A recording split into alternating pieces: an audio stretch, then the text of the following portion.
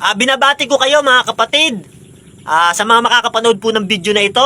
Yan, pakinggan po natin itong kapatid nating si Bashir. Yan, isang Muslim po. Patutunayan niya na si Jesus daw ay tao at hindi Diyos. Yan, ayon sa kanilang mga paniniwala. Yan po, Bashir, mag-start ka na po sa iyong tindig, kapatid. Okay, bismillahirrahmanirrahim. Alhamdulillahi rabbil alamin. Assalamualaikum warahmatullahi wabarakatuh. Sa ngalan ng Allah, ang mahabagin, ang pinakamaawain, ang lahat ng pagpupuri, pasasalamat ay sadyang nauukol lamang sa nag-iisang Panginoon na Panginoon ng lahat ng mga nilang at may kapangyarihan sa lahat ng bagay na walang iba kundi ang Allah subhanahu wa ta'ala. Alhamdulillah po. Kamusta po kayo mga kapatid, mga kababayan, naway tanggapin ang mabubuting gawa natin, lalong-lalo na po itong buwan ng Ramadan. Ito po ay gabi na kung saan nasasalang tayo sa isang debate, no? Hindi talaga mapigilan kahit Ramadan dahil marami pong nagme-message po sa atin para magkaroon po tayo ng talakayan. So, okay, sige, at umpisahan po natin. Bakit po ang mga Muslim hindi naniniwala na si Jesus Christ ay kapantay ng Diyos, siya ay Diyos, kabahagi ng Diyos, siya ay anak ng Diyos? Dahil unang-una, maliwanag, ni isang talata. Dahil kung yan po ay pinakamahalaga, importante, bakit nilituhin ang mga tao? Bakit ang mga tao na naniniwala sa Biblia na ito ay hindi magkasundo ang maraming naniniwala dito? Merong iglesia ni Kristo na hindi naniniwala na si Jesus Christ ay Diyos, kapantay ng Diyos. Bagkos, paniniwala nila, siya po ay tao, anak ng tao, anak ni Maria. Hindi Diyos, hindi kapantay ng Diyos. No? So, bakit hindi magkaisa? Baka ito ang problema, itong Biblia. No? So, yan. Kaya tignan mo, si brother, ang dami niya mga kung saan-saan siya tumalon kanina ng mga talata na hindi mo na maintindihan kung saan-saan pinagkukuha mula New Testament hanggang mula Old Testament hanggang New Testament, kung ano-ano mga talata, no? Na kung saan mag-uumpisa ka dun sa Old Testament wala naman dun ang pangalan ni Jesus Christ, wala si Jesus Christ dun. Yan ay hula-hula, yan lamang ay patungkol, yan lamang ay sinasite nilang mga talata na pinapatungkol kay Jesus Christ. Yan po ay isang napakalayo po, napakalabo po niyan mga kapatid. No? Dahil ang Diyos ba, magkakaroon ba, gugustuhin niya ba na magkagulo-gulo? Concern nga sa kaluluwa ng mga tao, bakit pinadala ang mga sugot mga propeta? Dahil ang dahilan kung bakit pinadala si Jesus Christ, si Propeta Muhammad, si Adan, si Noah, si Abraham, si David, si Solomon, lahat yan para ang tao manumbaling, ang tao hanguin sa kasinungalingan, sa kadiliman. Tapos ngayon, magpapadala ang Diyos ng isang propeta at guguluhin ng mga tao para sabihin siya ay Diyos, siya kapantay ng Diyos. Hindi malinaw, walang maliwanag na nakalagay dito. Pero, ang maliwanag na sinasabi ni Jesus Christ, siya ay tao, siya ay sugo, siya ay anak ng tao, siya ay alipin, siya ay lingkod ng Diyos, siya ay mababa pa kaysa sa anghel. Yan ang maliwanag na nakasulat sa Biblia. Ngayon, paano mo ngayon kukontrahin yan? Sabihin, Diyos yan. Sinabi nga ni Jesus Christ mismo, tao ako, sugo ako, propeta ako. Bakit niya ako pinagsusumikapang patayin na isang tao na nagsasaysay sa inyo, na nagsasabi sa inyo ng katotohanan, na ito ay narinig ko sa Diyos? Kita nyo? 8:40 ng Juan. Maliwanag yan. Si Jesus Christ iba kaysa sa Diyos. Merong Diyos na nagsalita, narinig ni Jesus Christ. Merong Diyos na nagsugo kay Jesus Christ. Iba ang isinugo kaysa sa nagsugo. Magkaiba yan. Kaya nga tinanong natin Juan 17:3 kung ano-ano mga dinagdag mo dun na Diyos din siya, sugo din siya, wala naman. Pinapalabas natin yung talata doon, pinapabasa natin, wala. Ibig sabihin, pag wala, yan ay isang kasinungalingan. Kaya nga pagdating dito sa talakayan, dito sa debate, kinakailangan dadaan sa masusi dito sa sa pagtatanong para nang sa ganun masala natin kung yan ba ay katotohanan, nagsasabi ka ba ng katotohanan. Na namulat ako sa debate, napakahalaga ng pagtatanong. Kaysa sa pagtindig mo, pagsalita mo, napakarami mong mga pinagsasabihin, tumindig ka. Pero sa pagtatanong, walang kwenta. So, kinakailangan matanong para mapatunayan mo kung yan ba ay katotohanan. Kaya nga may tanong para i-cross mo yung kalaban mo, yung kausap mo, kung yan ba ay nagsasabi ng katotohanan o yan ay nagsasabi ng kasinungalingan. Kaya sanay tayo pagdating dito sa pagtatanong. Kaya dito, maliwanag sa Biblia. Sa Quran, siya'y tao, siya'y alipin, propeta, anak ng tao, sugo. O, yan ang maliwanag Wala siyang sinabi niya, Diyos ako. Kapantay ako ng Diyos. Wala siyang sinabing ganoon. Yan ang malinaw, no? Kaya Jesus Christ, isa pa yon, tinukso ng demonyo. Si Satanas ka nakikipag-meeting sa Diyos tapos ngayon si Jesus Christ tutoksoin ng demonyo. Ibig sabihin hindi niya kilala si Jesus Christ na Diyos. Meeting sila lagi sa taas. Tapos tutoksoin ngayon si Jesus Christ na Diyos nyo. Okay bro, time na. Okay. Alam mo, kapatid na Basher, marami kang hindi naiintindihan sa Biblia. Kaya pala ikaw, dati kang born again, na lumipat sa pagka-Muslim. Kasi nga, dahil pala ang iyong dahilan, sabi mo, maraming hindi magkasundo dahil sa Biblia. Maraming nagtatalo-talo, dumami ang reliyon dahil hindi sila magkasundo dahil sa Biblia. Sa iyong sinasabi ka ganina, ang may problema, Biblia, hindi ang tao. Sa'yo palang paniniwala, kaya pala ikaw ay lumipat sa pagka-Muslim at iniwanan mo yung pagiging born again. Kasi nga, ang may problema sa'yo, Biblia. Yan kapatid, no? Alam mo, kapatid, naniniwala ako na ikaw yung katuparan ng ikalawang Korinto ng 4:4. Kasi nga, hindi ka sumasampalataya kay Jesus. Kasi sabi ng Biblia, ang lahat ng sa kanya hindi nagsisampalataya ay binulag na ng Diyos ng kasamaan ng sanlibutang ito upang hindi nila makita ang liwanag ng magandang balita at ang kaluwalhatian ng ebanghelyo ni Kristo. Sabi ng Biblia, no, yung mga taong hindi sumasampalataya kay Kristo ay binubulag na ng Diyos ng kasamaan ng sanlibutang ito. Yan kapatid, no? Kaya pala ikaw, kahit anong basa mo ng Biblia, hindi mo talaga maiintindihan. Hindi ka makakarating sa pagkaalam ng katotohanan. Ikaw ang katuparan sa aklat ni Timoteo na sinasabi ni Apostol Pablo na sila'y laging nagsisipag-aral, ngunit hindi nakakarating sa pagkakaalam ng katotohanan. Yan kapatid, no? Kahit mag-aral ka ng mag-aral ng Biblia, kung hindi ka naman sumasampalataya kay Kristo, bubulaging ka ng Diyos ng kasamaan ng sanlibutang ito, ayon sa aklat ng ikalawang Korinto ng 4:4. Kaya kapatid na Basher, sa Biblia kasi, hindi lahat pinagkalooban makaalam ng mga hiwaga ng kaharian ng langit. Meron lang talagang mga tao na napagkalooban nito. Kaya pala ikaw kapatid, no, umalis ka sa pagiging born again, nag-transfer ka sa Muslim. Kasi nga, kahit anong basa mo ng Biblia, marami kang hindi naiintindihan. Alam mo, sabi ng ating Panginoong Jesucristo sa mga apostol, dito sa isang talata ng Mateo ng 13:11, ganito ang sabi ng ating Panginoong Jesus.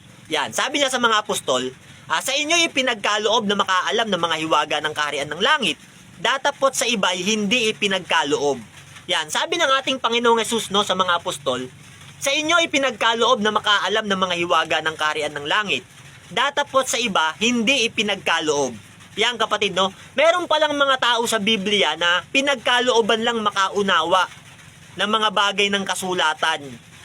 Pero sa iba hindi ipinagkaloob. Bakit? Kasi nga, katulad mo, ayaw mong sumampalataya kay Kristo sa ikalawang Korinto ng 4:4, talagang bubulagin ka ng Diyos ng kasamaan ng sanlibutang ito. Hindi mo talaga makikita yung liwanag ng magandang balita at yung kaluwalhatian ng ebanghelyo ni Kristo. Kasi nga, hindi ka sumasampalataya kay Kristo. Kaya wag mong sasabihin, Basher, na ang may problema ang Biblia. Walang problema ang Biblia, Basher. Ang may problema yung tao. Kasi nga, katulad mo, ayaw mong sumampalataya kay Kristo.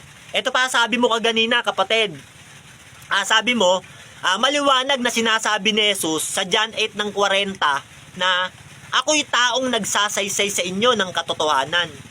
Alam mo kapatid, pag nakabasa ka pala ng Biblia, letra por letra, tao na talaga sa iyo si Kristo. Kasi nga naman, sabi ng ating Panginoong Hesus sa John 8:40, bakit nyo ako pinagsisikapang patayin? Sabi niya sa mga Hudyo, na ako'y taong nagsasaysay sa inyo ng katotohanan. Kaya si Bashir, nung makita niya yon, yan tignan mo, tao si Kristo. Yan, taong nagsasaysay ng katotohanan, sa kanya na mismo galing. Yan yung iyong sinasabi Alam mo kapatid, sa Biblia, hindi lahat ng pag-aaral sa Biblia ay letra por letra. Sa Biblia, merong sinasabi si Apostol Pablo sa unang Korinto ng 2:10. Merong pahayag sa Espiritu. Sabi diyan, ang Diyos ay nagpapahayag sa atin sa pamamagitan ng Espiritu, sapagkat ang Espiritu ang sumisiyasat ng lahat ng mga bagay, ng mga malalalim na bagay ng Diyos. Yan kapatid, merong pahayag sa Espiritu pag nag-aral ka ng Biblia. Hindi lahat letra por letra. Kaya ka pala talaga maliligaw, Bashir, kasi pag ikaw pala nakabasa sa Biblia, sabi ni Jesus, ako'y taong nagsasaysay sa inyo ng katotohanan. Ibig sabihin, tao na. Ganyan ba kapatid? Eto, bibigyan kita ng isang talata sa John 15 ng 1. Yan, si Kristo rin ang may sabi nito. Sabi niya, ako ang puno ng ubas at ang aking ama ang magsasaka. Yan kapatid. Pag binasa mo yan ng letra por letra, lalabas, si Kristo literal na puno ng ubas. Yan. Talagang puno siya ng ubas. Ganun ba? Tapos yung ama na ating Diyos, magsasaka. Yan. Ibig sabihin, pag nag-aaral ka ng Biblia, letra por letra, lalabas, yung ama natin, totoong magsasaka. Literal na magsasaka. Biruin mo, Diyos, ginawa mong magsasaka. Pag letra por letra ka mag-aaral. Yan kapatid, no? Kaya ako naniniwala, sabi sa 2 Korinto ng 4:4, binubulag talaga ng Diyos ng kasamaan ng sanlibutan yung mga taong ayaw paniwalaan si Kristo. Yan, kaya nga ikaw hindi ka naniniwalang si Kristo ay Diyos tao pa rin sa'yo hanggang ngayon.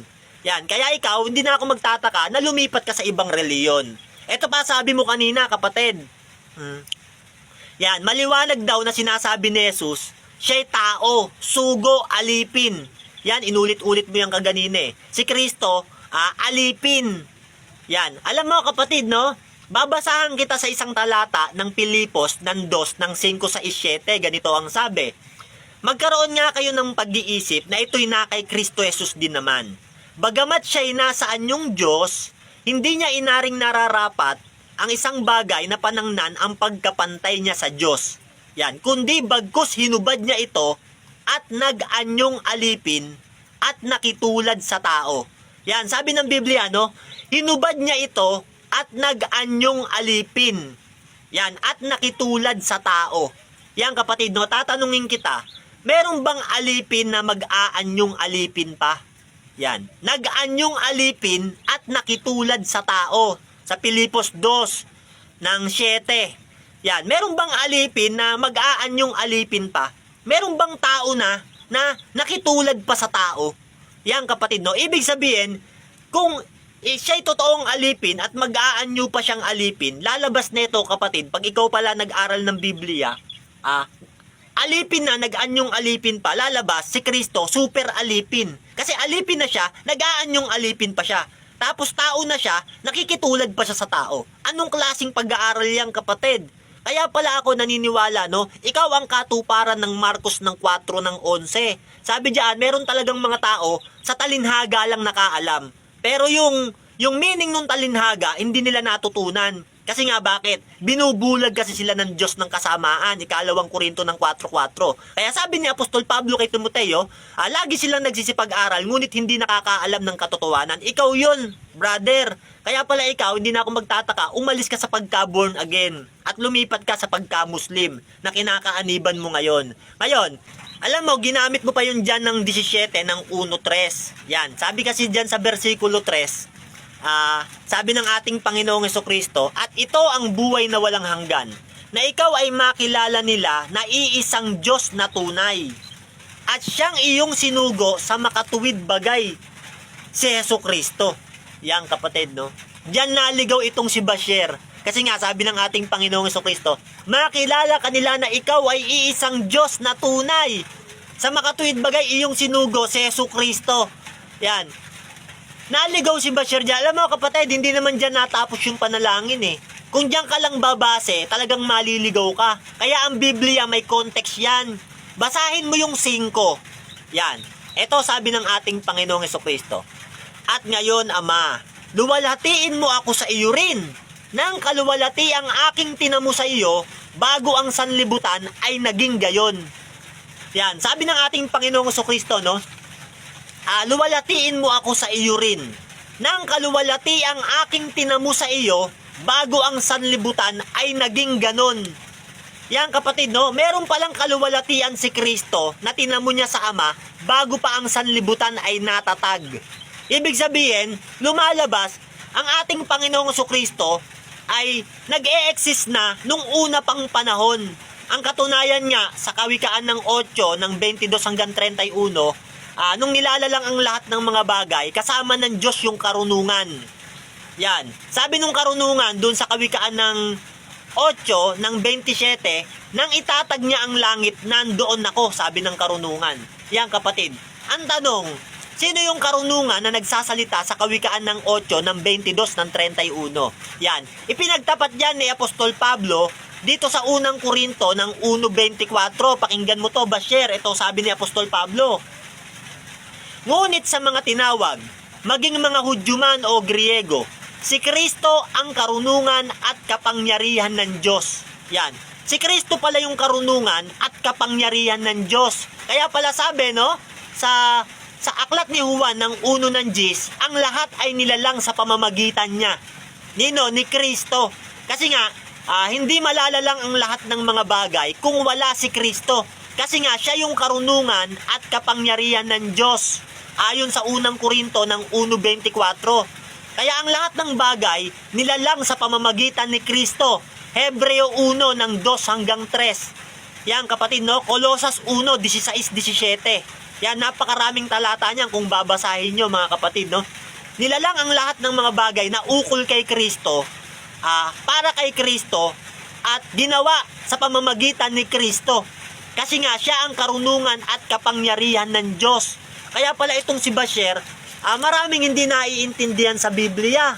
Kaya ipinaglalaban niya si Kristo, tao. Kasi nga, taong nagsasaysay ng katotohanan. Pag nakabasa pala siya ng Biblia, letra por letra. Kaya pala ikaw naliligaw, Basher. Ito kapatid, no, babasahin natin sa Kolosas ng 1 ng 16 ng 17. Ito sabi, sapagkat sa Kanya nilalang ang lahat ng mga bagay, sa sangkalangitan at sa sangkalupaan, na mga bagay na nakikita at ang mga bagay na di nakikita, maging mga luklukan o mga pasakop o mga pamunuan o mga kapangyarihan, lahat ng mga bagay ay nilalang sa pamamagitan niya at ukol sa Kanya. Yan. At siya ang una sa lahat ng mga bagay. At ang lahat ng mga bagay na nabubuhay dahil sa Kanya. At siya ang ulo ng katawan sa makatuwid bagay ng iglesia, na siya ang pasimula, ang panganay sa mga patay, upang sa lahat ng mga bagay ay magkaroon siya ng kadakilaan. Yan kapatid, no? Sabi ng Biblia, no, sapagkat sa Kanya nilalang ang lahat ng mga bagay, sa sangkalangitaan, sa sangkalupaan, na mga bagay na nakikita at mga bagay na di nakikita, maging mga luklukan o mga pasakop o mga pamunuan o mga kapangyarihan, lahat ng mga bagay ay nilalang sa pamamagitan niya. Yan. Lahat pala ng mga bagay nilalang sa pamamagitan ni Kristo. Sangkalangitan, sangkalupaan, mga bagay na di nakikita, mga bagay na nakikita, nilalang yan sa pamamagitan ni Kristo. Yan kapatid, no? Bakit? Siya kasi ang karunungan at kapangyarihan ng Diyos. Unang Korinto 1:24. Kung wala yung kapangyarihan at karunungan ng Diyos, hindi malalalang ang lahat ng mga bagay. Palibasa si Kristo, siya nga ang karunungan at kapangyarihan ng Diyos, galing sa sinapupunan ng Ama sa Juan ng 1 ng 18. Yung karunungan at kapangyarihan ng Diyos, inilabas niya. Binigyan niya ng sariling buhay.